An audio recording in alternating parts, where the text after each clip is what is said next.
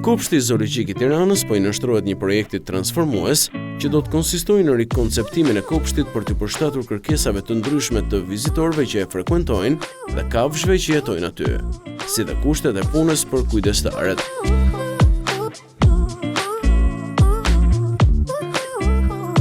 Këtu ndahen në disa kategori ku do të parashikohet riorganizimi I hapësirave për kafshët dhe punojësit.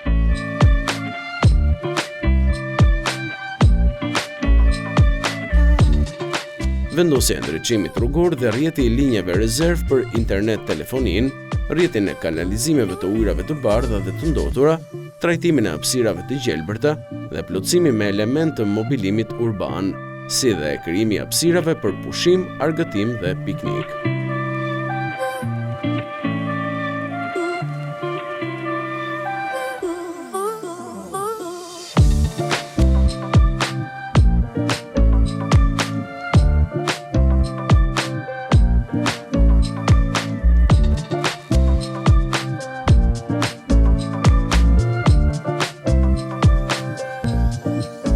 Projekti propozon krijimin e hapësirave të domosdoshme për menaxhimin, mirëmbajtjen dhe kontrollin e Kopshtit Zoologjik.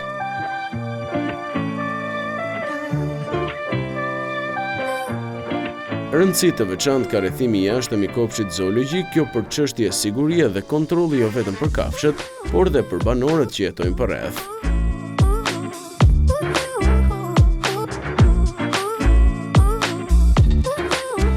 Rrethimi bëhet me mur 2.5 metra nga niveli I tokës, mbi të cilin montohen kangjëllat 0.8 metra të larta. I gjithë muri parashikohet të maskohet me gjelbrim dhe pemë. Vert sigurisë fizike, rrethimi ofron dhe një brez buffer për zhurmat dhe privatësinë nga ana vizuale.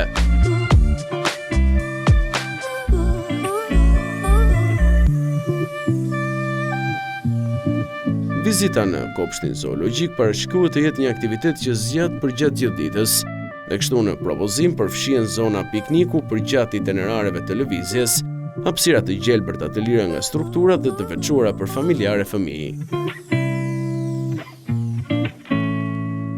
Krahas këtyre përgjatë shtegut kryesor propozohet një snack bar si pikë pushimi, rifreskimi dhe tualete. Hapësira e pikniku do të ketë stola për raste nevoje dhe në pjesën më të madhe janë lëndina të gjelbërta me zgjelbrimi të lartë. Krahas këtyre në kopsh janë të shpërndara kënde lojrash për ta bërë përvojën për fëmijët dhe prindrit sa më të pasur. Ju ftojmë të ndiqni pamjet pa koment.